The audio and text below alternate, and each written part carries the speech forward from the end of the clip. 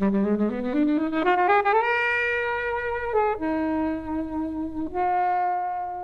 seen a lot of really violent films, and even for this I was a bit like, oh, a bit much. I hate it when people are wasted in films, and it tends to be women that are wasted in films. Monica Bellucci in Spectre, wasted. Margot Robbie in this is wasted. And I think it's just that, what's going on here. There are so many subplots and like different things happening and things within things, like the question of, did Cliff Booth kill his wife? It's literally one scene in the film, but it has you thinking that the whole way through. I just think that's really cleverly done.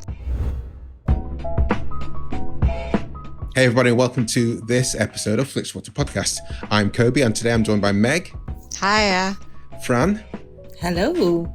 Helen. Hello. And we're going to be talking about Once Upon a Time in Hollywood. Thank you as always to the mighty people for the mighty, mighty tunes. And thanks to Ben from Rockwood Audio for his awesome editing skills. Please do remember to write a review and rate us on Apple Podcasts and anywhere you can do where you listen to the podcast, because it really does help us. And you can join in the conversation with us on Twitter At FlixWatcherPod and on Instagram at Flixwatcher. Hello film fans, welcome to this episode of Flixwatcher podcast. Joining us today remotely we have Meg and Fran. If you could please say hello to our listeners and tell them a little bit more about who you are and what you do, please. So I am Fran Turauskis and I work on a couple of different podcasts, but my main one at the moment that I'm trying to get off the ground is called On the Outside, which is a panel show podcast that talks about what's happening in outdoor sports and outdoor news. So fairly niche, but very interesting. And I also write part-time for Pod Bible magazine. So I'm the digital editor over there. So if you are ever in need of any podcast recommendations, head on over to Pod Bible. Yeah, it's a very good magazine. And tell us a bit more about On the Outside. Why did you decide to make a podcast about being outside? People that do outside sports do tend to love podcasts. We listen to them a lot when we are in great pain, walking very long distances and running very far.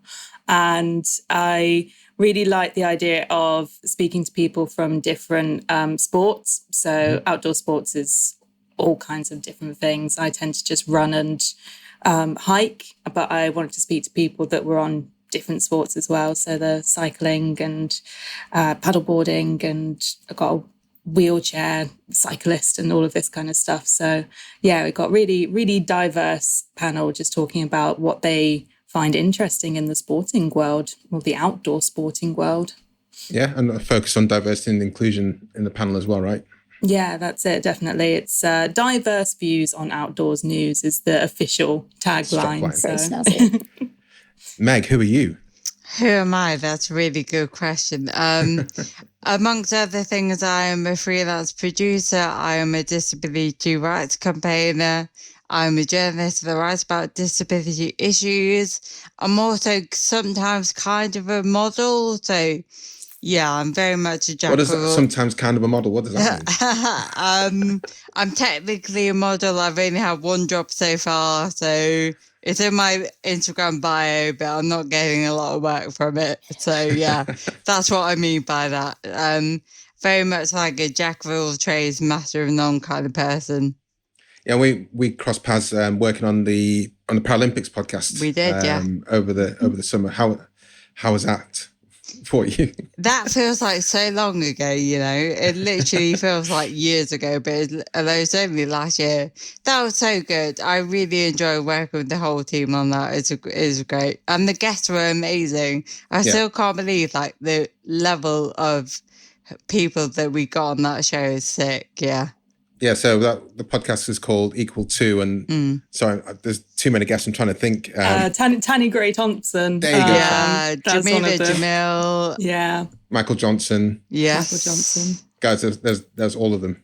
Yeah, literally. All of them.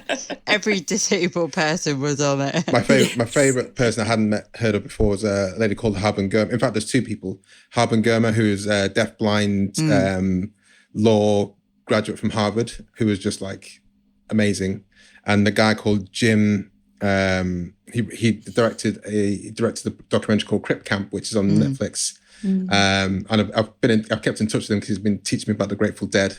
I'm disappointed I can't remember this. Jim, I'll get your name in a second. But we're here today to talk about other films, which today is Once Upon a Time in Hollywood. Meg, which is your choice? Can you tell us first of all why you chose it?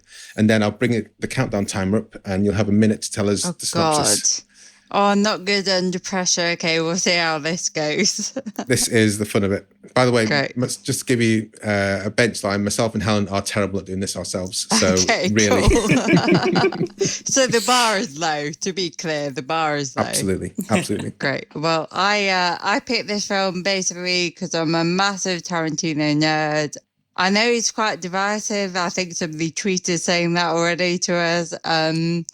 But I saw Reservoir Dogs at quite a young age, like a scarily young age, actually. I think my mum mentioned it was her favourite film, so I decided to watch it when I was about 10. Take from that what you will. A bit young. And then ever since that, I've loved all his films, and I've seen the majority of them. I've tried to actually go and see in the cinema. So, yeah, I think he is divisive, but I think he's brilliant. He's a bit of a knobhead, but he is brilliant. Put that on the poster, Tarantino. Yeah. Bit of a knobhead, but he is brilliant. He's got a book out. He's done a dramatization of Once Upon a Time. Yeah. I think is it out now? Someone nodded. Was it you, Helen? It must be. People have reviewed it, so... Oh. It must exist somehow. Okay. Too late for it to be a Christmas present, unfortunately. Yeah, and your 60-second countdown starts now. Okay, so Once Upon a Time in Hollywood is set in 1969. It features a washed-up TV actor called Jake Cahill. His career's pretty much gone downhill. He's not getting a lot of work. And he's got his best mate there. His name's Cliff something, can't remember now. Cliff Booth, that's it. I could see the clock ticking down. And they are really a duo in the film. And then parallel to that, you have the story of Sharon Tate. We are allowed spoilers for this, aren't we? Yeah. So if you know anything about the Manson family murders, you'll know the film does not end well for her. So again, like Inglourious Basterds, it's kind of Tarantino retelling history and putting his own spin on it, basically making stuff up that never happened. Awesome. Well done. Seconds to spare as well.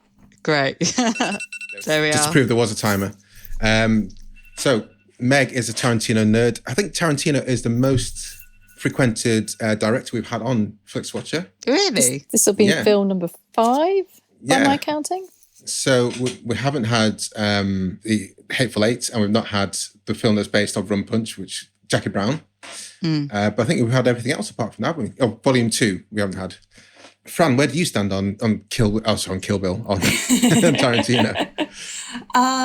For the most part, really, really like it. I haven't watched all of his stuff. Absolutely loved the Kill Bills. I actually watched Volume 2 first. Oh, wow, and then watched Volume 1 a few years later. I think it's just because that was the one my sister had. And so we watched that one. Access is, a big part of how you get into films. That's it. But yeah, really, really do like his stuff. It's very, there's not very much like it. So you know Tarantino films when you're watching them. But yeah, it's done some really, really interesting stuff that is just visually incredible. So...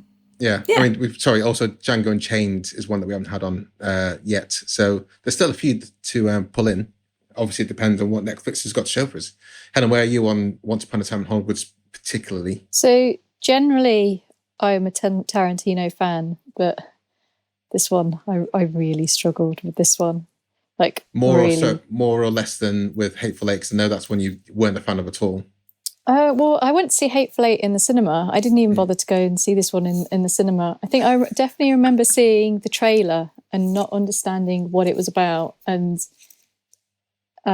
watched this towards the end of last year. I ended up doing this weird Brad Pitt double bill. I watched Ad Astra and this, which are 2 very, very long films. And I think I was not prepared for how boring I found this. I was like, expecting a lot of things, but I thought it was a bit boring and a bit long. And there was a few other things which we'll probably come on to that have kind of niggled with me. But yeah, I was just like, this is meant to be Tarantino. Like, it's meant to be exciting and slick. It's just like a lot of driving and a lot of nothing. There is quite a lot of driving, to be fair. Yeah. How familiar are you guys about the whole Manson family and the Sharon Tate murders? So I have a funny story with this one because I watched it with my boyfriend and I knew about it and he didn't, but I didn't know that. So by the end of the film, he did just turn around to me and go, what the hell happened there? And I was like, oh, do you know about the Manson murders? He's like, no. So that's a fairly key part of knowing what's going on in the story. So it's definitely, I think gives a lot more context. I think you do kind of have to know a little bit going in, otherwise. Yeah. So what did he think of the ending, just out of interest? Did he think that was kind of how it happened and it was all groovy? Or did he even know it was based on a true story? Just before he didn't even know it was based on a true story. So it was very much just a, what happened there kind of reaction. I can imagine if you know nothing about the Manson family murders, the ending must be really underwhelming. It must be like, wait, what? I wonder nobody if he died. It's weird. Then, do you think do you have to have that knowledge to go into a film to enjoy it? Did he enjoy it apart from that, or was it just like, and that's the end, and that's the weirdest film I've ever seen? Why did you make me watch this, Fran? Why? I mean, it's not the weirdest film I've ever made him watch, but it was a definite kind of. I think because it's very long as well, so there's so many different aspects to it that there's bits from it that he enjoyed, but I think the overarching thing, he just came out with a, what was the point of that film? Kind of reaction to it. Fair enough. Has he seen Inglourious Bastards? Yes. Yeah. What was his thoughts on that? Yeah.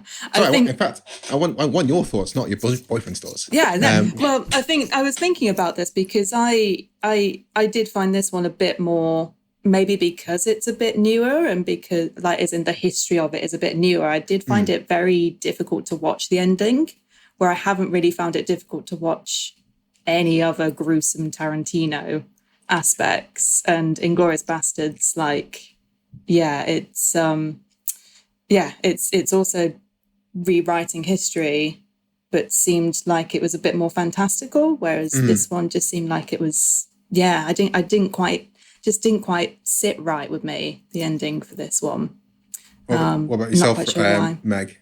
Yeah, I mean, we could get into the ethics of the ending. Is it okay that, he kind of rewrote something like the death of a woman and her baby and her friends? Probably not. Would I do it? No. Am I Tarantino? Also no. So I think that's where I stand on it. He does have a shock factor in a lot of his films. So it does make sense to me that he would do that. I think I just think it's a bit weird because people are going to watch this and think that, like, she didn't die and it was all groovy and think that was the truth. And it was such a turning point. It was so horrific what happened. And it was such a turning point for Hollywood, like filmmaking completely changed, people's attitudes changed. It was such a massive moment for cinema. And I guess what Tarantino's saying is that by not having it happen, he's kind of like preserving the golden Hollywood thing. But the fact that it was just kind of this real moment and he's erasing it, it just kind of feels a bit weird. And also, I'd probably be a bit more on board with it if there was more agency to the Sharon Tate character in the film. Because Margot Robbie, like, she's beautiful, she's gorgeous. That's kind of all she does really in the film. And it just feels a bit like, I don't know what the point of it was. And maybe there isn't a point. Maybe I'm just kind of like trying to think it a bit. And also, like, the Manson murders were really, really, really horrific and violent. And there's also really horrific violence at the end. And it's a bit like, so you decided not to go with the actual violence, but you went for this violence, which is also like really horrific and towards women as well. There's a couple of men in it, but it's actual like really horrific flamethrower violence and stabbing in the head and all kinds of stuff, which I've seen a lot of really violent films. And even for this, I was a bit like, oh, bit much. Bit much. You know, I've seen a lot. This was a bit much. But then it's kind of weird because it's also a little bit kind of cartoonish. Because obviously, like, he's on acid and the dog is... And like the dog like starts getting involved and like they start punching the dog and I'm like, the dog can't die. And I'm thinking, why do I care about the dog more than the people? It was a very weird experience, I think. Yeah, I will say, like, because I've seen this film like 3 times. I don't even care that it's 3 hours long. I've seen it many times. But the first time I saw it was in the cinema, and at the end, I was surprised there were no like end credits explaining what actually happened to Sharon Tate and all the mates and stuff. I was quite surprised by that because I do feel like you do need the context to understand. I think it's weird because it's recent history, but it's not, certainly in the UK, I don't think it's something that's kind of taught. And I don't know how I learnt about it in the first instance. But when I did, I was like, wait, what? And then I've spent so much time, I've read many books about Sharon Tate, I've seen many documentaries about, there's a recent one last year called Helter Skelter, documentary series, which I watched, which is awesome. And it's weird. I don't want to say he belittles it, but I'm not sure how many people, like Fran's boyfriend, appreciate what happened then and what, as Helen said, the turning point, the shadow it cast. A couple of problems I had with this film, or challenge I had with this film is, and this is the second time I watched it, I think, first of all, it's a lot better in the cinema. I think that the whole kind of atmosphere and everything's better in the cinema than it is at home. And it kind of falls on a lot of different vignettes. So it doesn't really have a story. And then the Sharon Tate not having a story within not really having a story is even kind of less of a thing. And it makes, I think I hate it when people are wasted in films. And it tends to be women that are wasted in films. Monica Bellucci in Spectre, wasted. Margot Robbie in this is wasted. And I think it's just that, you know, what's going on here. But apart from that, there are some vignettes which I found are really cool. Like when Brad Pitt goes to Spawn Ranch, and it's like a really kind of creepy, like, what's going on here? And that in the cinema was like awesome. But then other vignettes are kind of less so. But yeah, were there any kind of parts of the film which you could have stood out either positively or negatively for you guys? For me, like you say, there's definitely kind of like aspects of it that you can take out and by themselves are really good. And I really love the seeing I can't remember his name, but Leonardo DiCaprio's character being Jack Cahill. Yeah, being kind of like the cowboy within the oldie TV stuff. So doing that kind of thing. And I think I can't decide whether I love or hate the scene where you basically get the whole scene of him within a cowboy bar and being like the evil person entering into the cowboy thing and throwing the girl onto the floor. Yeah, and it's like you get a really long scene that is basically us watching them filming something, but you don't see the film crew until quite a long time into the scene. And I couldn't quite decide whether I loved that it was really long or whether I was like, it's like 5 minutes that's technically not the film at all. It's just like a cowboy scene within the film.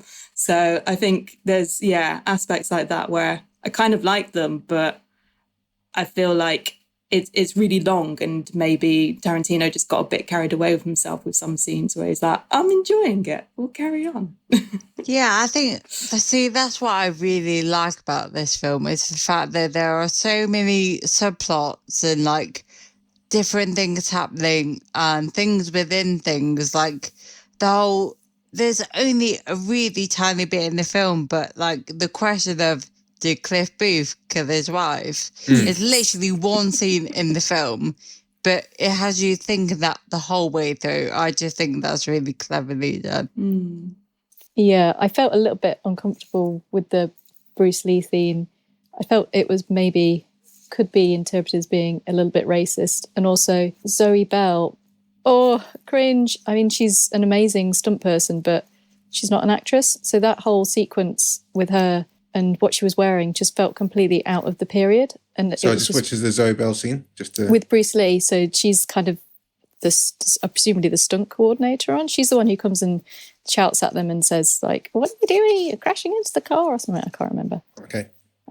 Wasn't Zoe Bell the stunt double for Uma Thurman on Kill Bill 1 and 2?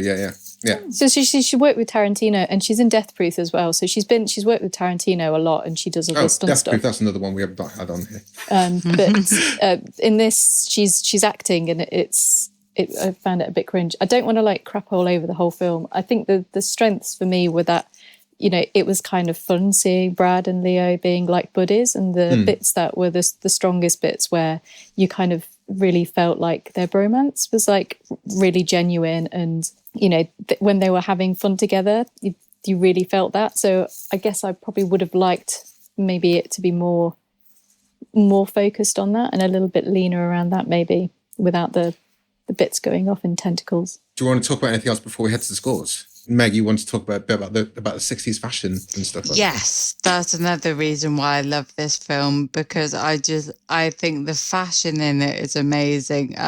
Also want to note that me and Fran both picked films that start in the same year. Did anyone else notice that?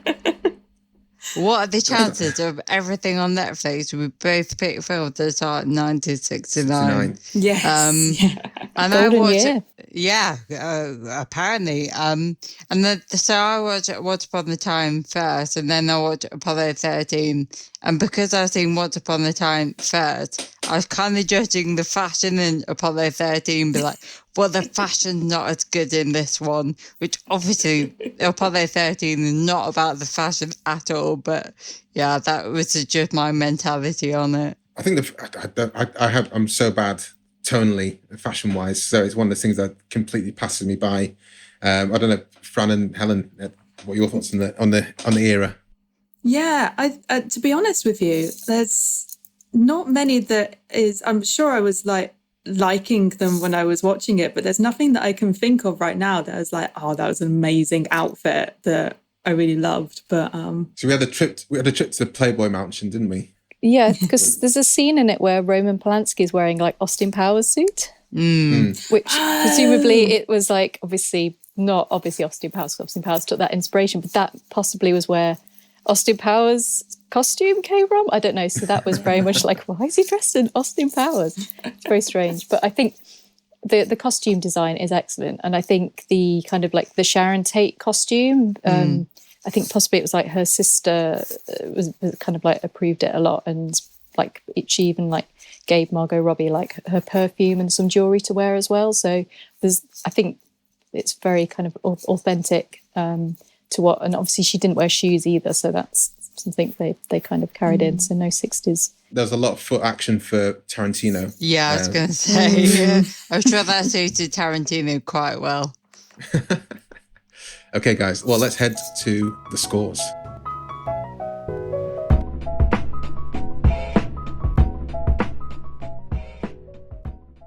I'm Sam Clements, host of the 90 Minutes or Less Film Festival, another podcast in the Stripped Media family, a podcast that celebrates movies under 90 minutes long. Each episode, I'm joined by a special guest who selects a movie to join our prestigious lineup. Past guests have included fellow Stripped Media family members Martin and Sam from Song by Song, and Kobe from Flixwatcher, and Dave from The Wire Stripped. Search for us now on the app you're currently listening to this podcast, or join us at 90minfilmfest.com.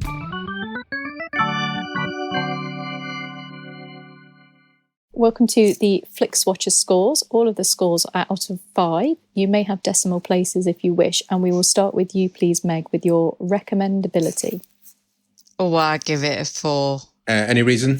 Who wouldn't you recommend it to? Anyone that doesn't like Tarantino, I'd give it a 5 otherwise. But if somebody says, I don't like Tarantino films, I'm not going to recommend this to them. Sure. What would be your gateway Tarantino film? Oh, I think Reservoir Dogs. Oh, okay. Yeah. Because why not? You watched it when you were 10? Yeah, exactly. Yeah, it's made for kids, basically. And I think of all, this is going to sound really silly, but of all the Tarantino films, it's the least Tarantino. Yeah, that's it. But it's interesting that because it's the budget was less. I think the dialogue is there, but in terms of show-offiness of production, then less so. Fran, recommendability score? I'm going to give it 2.5, which I kind of feel like that's a little bit low now, but because obviously if you don't like Tarantino, you're not going to like it at all. But also that thing of, if I were to recommend a Tarantino film, there would definitely be other ones that I'd recommend. I think, obviously, if you haven't seen any, Kill Bill's my favourite. Start with 2. Start with 2, work backwards. And yeah, I think it's definitely not kind of like the most recommendable. And because it's quite long as well, it's that thing of, well, if you've got plenty of time, you can watch this one. You have to have a bit of back information. And so you'd have to tick a few boxes before you could recommend it to someone. Helen? Yeah, I really, really, really didn't get on with this one. And I saw on Letterboxd that someone called this a boner for Hollywood nostalgia, which kind of like summed it up a little bit. I think if you wanted to see this, you probably would have seen it by now. But if you were kind of maybe a little bit on the fence and you like Tarantino, but you hadn't seen this, then you should still probably see it, so you can at least have an opinion. Because I think, I don't know, I thought the chat would be more in the love camp, but there is a lot of love for it out there, so it might be that you love it. So I'm going to give it a 3.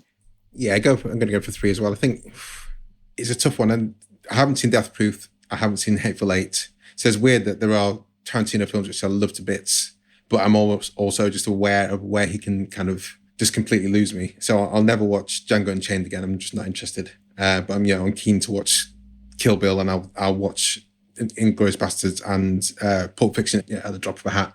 So it's a weird kind of director love-hate for me, I think. Repeat viewing score. Meg, you've seen this 3 times. I have, yeah. And for that reason, I want to give you a medal or something. I just like the film, guys. Okay, we've all got different opinions. Because I've seen it 3 times, I'm gonna have to give it repeat viewing 5. Fran, I'm gonna give it a 4, because if you've watched it once, you probably already fairly like it. And I have watched it twice now. And the second time I definitely got bits out of it, which I didn't get the first time. So it's definitely one of those that, because there's so much going on, you're going to be missing bits the first time, I think.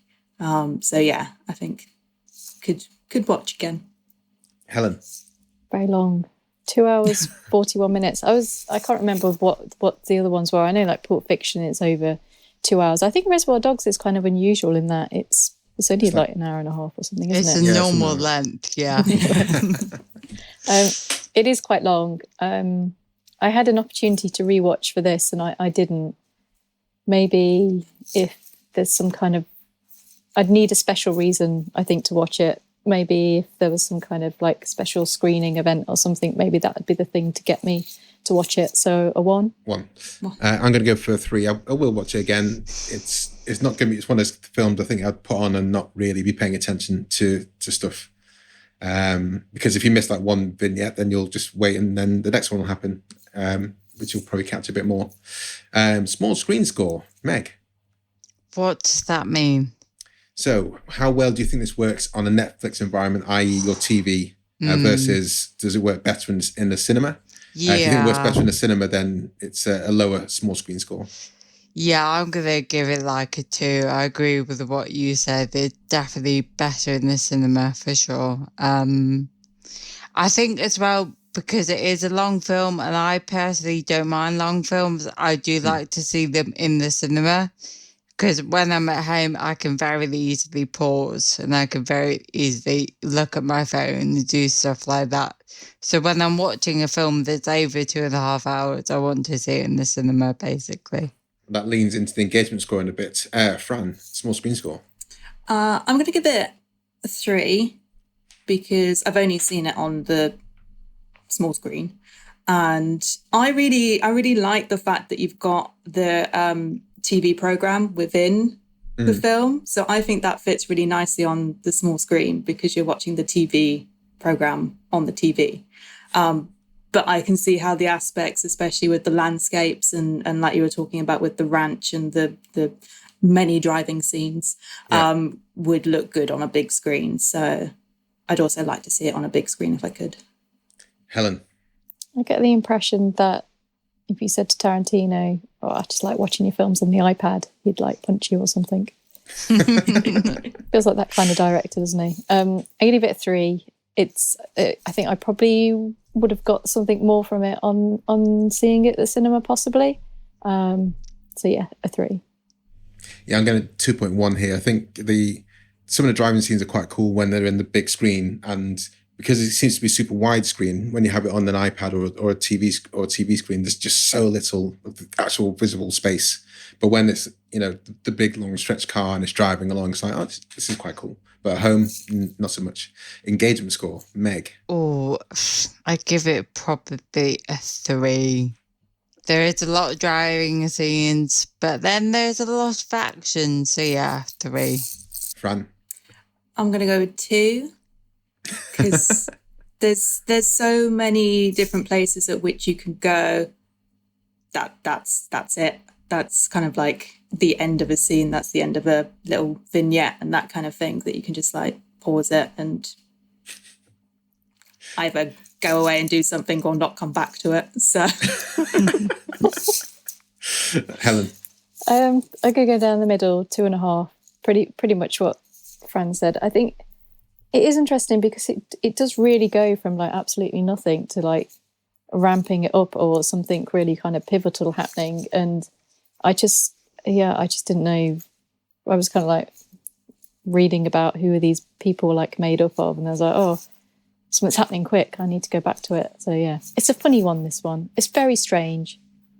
It is very strange. Yeah, I'm going to go for 3 because I think, you have to be paying attention, because when the good bits are on, you want to make sure you're there and focus. And I think the Western shooting one was good. Then you had the scene at Spawn Ranch, and I think you have to have the payoff, whether you like it or not. The violent ending, you have to be kind of semi-focused. Otherwise, at just the end, you're just thinking, well, that was nonsense, in the same way Fran's boyfriend did. And that gives us an overall score of 2.88125, which is definitely, I don't know what the next lowest is, but it's definitely our lowest Tarantino film on here. So everyone who is listening, do follow us on Twitter. We are at FlixWatcherPod. And one of the main reasons to follow us is because we put a little tweet out before we go into a recording saying something similar to, we're recording Once Upon a Time in Hollywood with Meg Fozzard and Frantic T from On the Outside Pod. Have you seen it? Tells you his thoughts and the score out of 5 stars for an on-air shout out.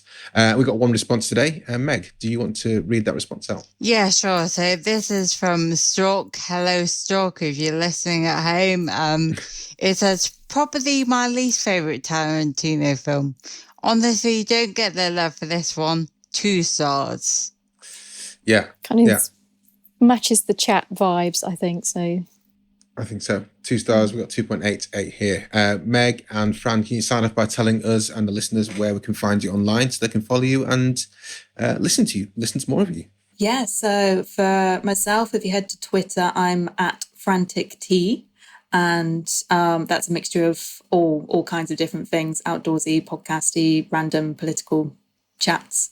And for my podcast, if you head to ontheoutsidepodcast.co.uk, and it's got links to all of the episodes and all of our social medias there as well. And Meg? Yeah, so you can find me. I am at Meg Fozzard, that's MAG. Can't do that. Of course you can. Yeah, so you can find me. I am at Meg Fozzard, MEGROZFOZZ, on Instagram, Twitter, and now recently TikTok, because I'm clinging to my youth. Well, thank you very much, guys. Thank you very much, Meg, for bringing Once Upon a Time in Hollywood to us, and we'll see you later. Thanks so much for coming on. Bye. Bye. Enjoyed this episode of Flixwatcher podcast? Why not leave us a 5-star review on iTunes? You can also follow us at FlixWatcherPod on Twitter, and we're at FlixWatcher on Instagram. Thanks as always to the mighty people for their mighty, mighty tunes, and Ben from Rockwood Audio for his awesome editing skills. If you're looking to get your podcast edited as sweet as this, get in touch with Ben, and that's Rockwood, ROKK Wood Audio. Tell them Flixwatcher sent you.